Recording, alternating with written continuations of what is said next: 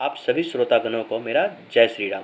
आज का जो ये वीडियो है वो काफ़ी ज़्यादा इम्पोर्टेंट रहने वाला है, क्योंकि रामनवमी आने वाली है। और अगर आप अभी भी यूट्यूब पे जाओगे तो आपको विकास देवकीर्ति और श्री रामचरितमानस के बीच में जो डिबेट हुआ था उससे रिलेटेड आपको वीडियो मिल जाएंगे। और वीडियो के कमेंट सेक्शन में आपको बहुत सारे ऐसे बुद्धिजीवी भी मिल जाएंगे जो बोलते हैं कि जो आईएएस का प्रिपरेशन करवाते हैं वो सही बात बोल रहे हैं और हमारा श्री रामचरितमानस में कुछ गलत बातें लिखी गई हैं, जबकि ऐसा बिल्कुल भी नहीं है। मैं चाहता हूँ कि रामनवमी के आते आते तक ये डिबेट जो है बिल्कुल ही समाप्त हो जाए और इससे रिलेटेड जो लोगों की थॉट्स है वो भी बिल्कुल चेंज हो जाए, क्योंकि हमारे धर्म ग्रंथ में जो बातें लिखी गई है वो बहुत सोच समझ के लिखी गई है, जिसका मतलब कुछ और था और उसे तोड़ मरोड़ के कुछ और बताया गया है।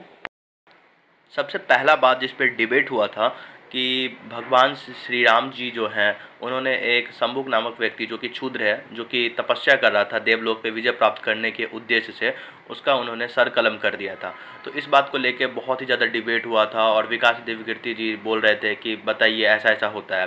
देखिए, तो सबसे इम्पोर्टेंट बात यहाँ पे ये है कि पहले के समय की जो वर्ण व्यवस्था थी, जिसमें ब्राह्मण, क्षत्रिय, वैश्य और उसके बाद शूद्र जो आते थे, वो वर्ण व्यवस्था किसी गुना कर्म विभाजनम यानी कि गुण और कर्म के हिसाब से वर्ण व्यवस्था को विभाजित किया गया था। जैसे कि किसी को शास्त्र में काफ़ी ज़्यादा रुचि है, अगर वो शास्त्र पढ़ता है और शास्त्र सम्मत बातें करता है, दूसरे को शिक्षा देता है, ब्रह्मचर्य का पालन करता है और बहुत सारे कठोर व्रत का पालन करता है, देन उस सिचुएशन में उसे बोला जाता था ब्राह्मण। उसके बाद अगर कोई बहुत शक्तिशाली होता था, शरीर से बहुत मजबूत है, राजा हैं, तो ऐसे लोगों को बोला जाता था क्षत्रिय। और उसके बाद जो व्यापार वगैरह किया करते थे उसे बोला जाता था वैश्य। और उन्हीं सब में से जो किसी भी प्रकार का क्राइम कर देते थे जो कि जघन्य अपराध है और इसे क्षमा करने योग्य नहीं है, तो उसे क्षुद्र बोला जाता था। तो उस हिसाब से पहले के समय में वर्ण व्यवस्था हुआ करती थी, गुना कर्म विभाजनम, यानी कि जन्म से निर्धारित नहीं होता था कि आप क्षुद्र हैं, वैश्य हैं, ब्राह्मण हैं, क्षत्रिय हैं। वो आपके काम और आपके गुण के हिसाब से ये विभाजन होता था। मेरी बात आपको समझ नहीं आ रही होगी, आप डॉक्टर विवेक बिंद्रा की मैं एक क्लिप लगा रहा हूँ, उसे आप सुनिए, आपको अच्छे से समझ में आएगी। मुझसे शिकायत करते हैं कि भगवत गीता में ब्राह्मणवाद सिखाया गया है या भगवत गीता में जो है हिंदूवाद सिखाया गया है। उन लोग को क्या घोर अज्ञानता के लक्षण पकड़ करते हैं कि जानकारी कुछ है नहीं और ये सब वही पॉलिटिकल राजनीतिक एजेंडा के चलते कुछ भी जो मन करे कमेंट करते हैं या इसी चीज हो जाते हैं। मैं उत्तर देता हूँ उसका। कृष्ण क्या कहते हैं? चातुर्वर्ण्य मया सृष्टम गुण कर्म विभाग। सुनिए ध्यान से, क्या कह रहे हैं? गुण कर्म विभाग, गुण और कर्म के आधार पर विभाजन किया कृष्ण ने, जन्म विभाग से नहीं किया। आज के नेताओं ने जन्म विभाग से कर दिया। वहां से दिक्कत है कि तुम जो है आज इसके ब्राह्मण के बेटे होते हो ब्राह्मण और तुम शूद्र के बेटे होते शूद्र। गलत नहीं है। कृष्ण ने बोला नहीं बोला, उन्होंने कहा चातुर्वर्ण्य मया सृष्टि, चार वर्णों की मेरी सृष्टि, चार को ब्राह्मण क्षत्रिय वैश्य शूद्र, लेकिन गुण कर्म विभाग। गुण कर्म मतलब क्या हुआ भाई साहब? गुण कर्म मतलब हुआ साइकोलॉजी, कर्म मतलब फिजियोलॉजी, साइको फिजिकल नेचर के हिसाब से डिसाइड करेंगे वो आदमी क्या काम करेगा।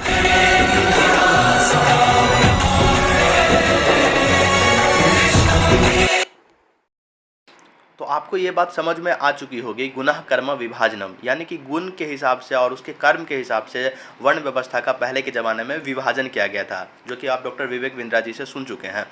यानी कि अगर कोई ब्राह्मण में ही समाज का है, अगर उससे कुछ गलत कर्म हो जाते हैं तो उसे क्षुद्र में डाल दिया जाएगा। आज की व्यवस्था के हिसाब से मैं उसे कोरिलेट करके समझाने की कोशिश करता हूँ। जैसे आज कोई किसी भी विशेष समुदाय का है और उससे एंटी नेशनल काम वो कर देता है जो कि जघन्य अपराध है, तो उस व्यवस्था के अनुसार हमारी कानून प्रक्रिया जो है वो उसे पनिशमेंट देती है ना, और उसे टेररिस्ट बोला जाता है। उसके बाद बहुत सारे बुद्धिजीवी बोलते हैं कि ये टेररिस्ट है, उसे आप किसी विशेष समुदाय विशेष से मत जोड़िए, क्योंकि अगर आप उसे विशेष समुदाय विशेष से जोड़ दीजिएगा तो उस समुदाय विशेष का अपमान होगा, इसीलिए उस टेररिस्ट को टेररिस्ट ही बोलिए, और उस हिसाब से हमारी न्याय व्यवस्था उसे पनिशमेंट देती है।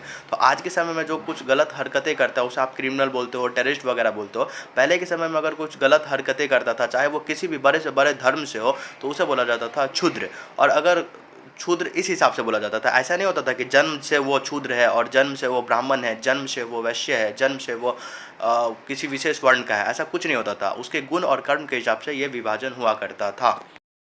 आई होप आपको ये बात समझ में आ गई होगी कि पहले के समय में की जो वर्ण व्यवस्था थी उसमें क्षुद्र किसे बोला जाता था, चाहे वो ब्राह्मण समुदाय से हो, क्षत्रिय से हो, वैश्य से हो। अगर उससे कुछ गलत काम हो जाता था जो कि जघन्य अपराध होता था, सच एज किसी को वो नुकसान पहुंचा रहा है, किसी की वो जान ले लिया या फिर बलात्कार वगैरह, इस टाइप की जो कुछ घटनाएं अगर कर देता था कोई, चाहे किसी भी वंश से हो, तो उसे फिर क्षुद्र कैटेगरी में रख दिया जाता था, तो उसे क्षुद्र बोला जाता था। तो आप बोलोगे चलो ठीक है, मुझे ये समझ में आ गया कि जन्म से डिसाइड नहीं होता था कि कौन क्षुद्र है, कौन वैश्य है, कौन ये है।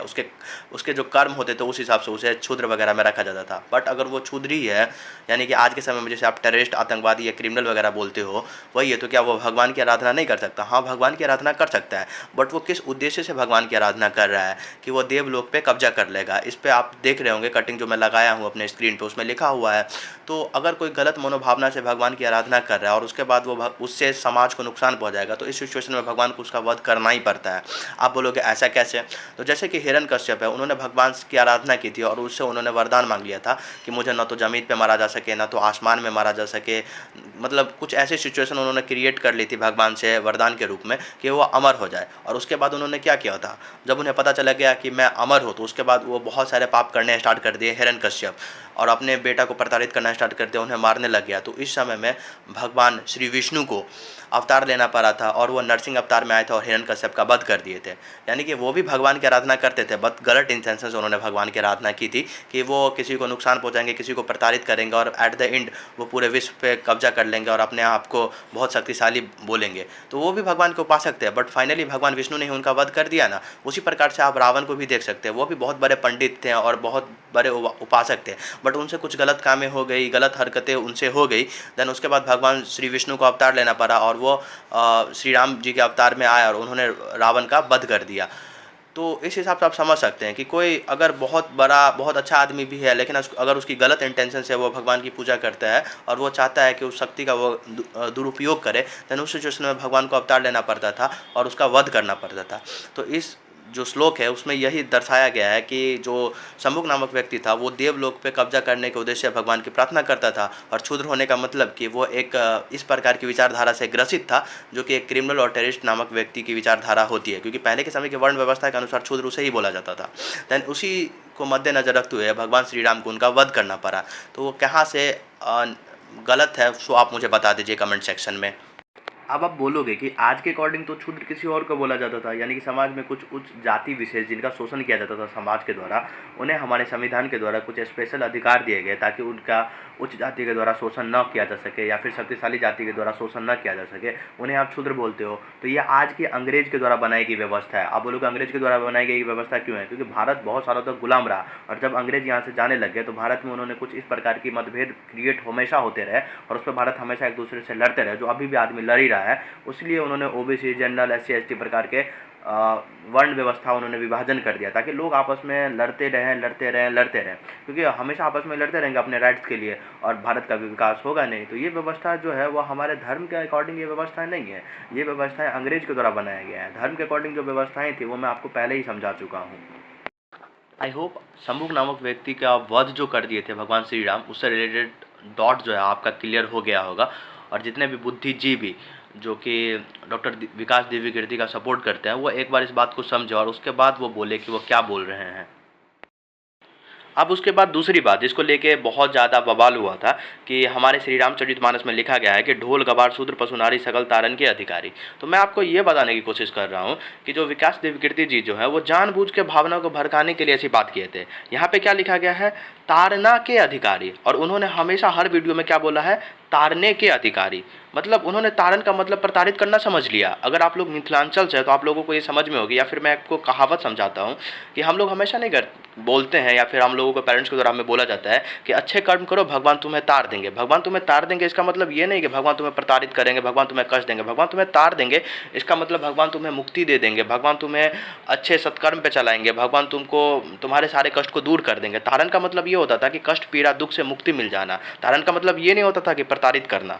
समझ रहे हैं? अगर कोई मिथिलांचल के लोग हो तो उन्हें अच्छे से पता होगा कि तारन का मतलब क्या होता है। तारन का मतलब होता है यानी कि अच्छे कर्म करो भगवान तुम्हें तार देंगे। तारन का मतलब होता था, तारना का मतलब होता था कि जो तुम्हारे गलत कर्म है, जो तुम्हारे पाप है, जो तुम्हारे कष्ट है, उनसे तुम्हें मुक्ति देना, इसका मतलब होता था तारन। उसको जानबूझ के तोड़ मरोड़ के उस हिसाब से पेश किया गया ना कि ढोल गवार शूद्र पशु नारी, उसको प्रताड़ित करना है। यानी कि भाव का अर्थ अगर आपको नहीं पता है, उसका मतलब नहीं पता है, तोड़ मरोड़ के जानबूझ को आप उसका पॉजिटिव वे भी लेके आप समाज में बता सकते थे। छोटे छोटे बच्चों को ये पता होगा कि तारन का मतलब होता है कि उसको कष्ट पीड़ा से मुक्ति दे देना, उसके बाद उसको अच्छे आचरण पे ले जाना, उसको कष्ट दुख दर्द उसको हर लेना, उसका मतलब होता है तारन।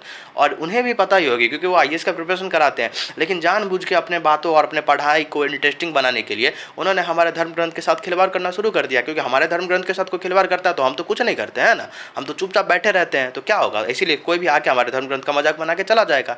तारन का मतलब आपको भी पता होगा, अच्छे कर्म करो भगवान तुम्हें तार देंगे। अब उसी का गलत उन्होंने मीनिंग बना लिया। यहाँ पे तारन का सीधा सीधा मतलब होता है कि आप अच्छे कर्म करो, भगवान तुम्हें तुम्हारे पापों से मुक्ति करेंगे, सद्मार्ग पे ले जाएंगे और तुम्हारे जो गलत काम होंगे उसको क्षमा कर देंगे। ये था तारन का मतलब।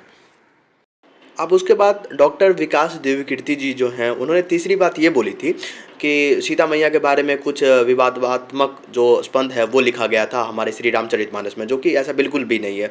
जो श्री रामचरितमानस पढ़े होंगे वो देखे होंगे कि सीता मैया को लेके जो बात उन्होंने बोली थी ना, वो ऐसा कुछ नहीं है।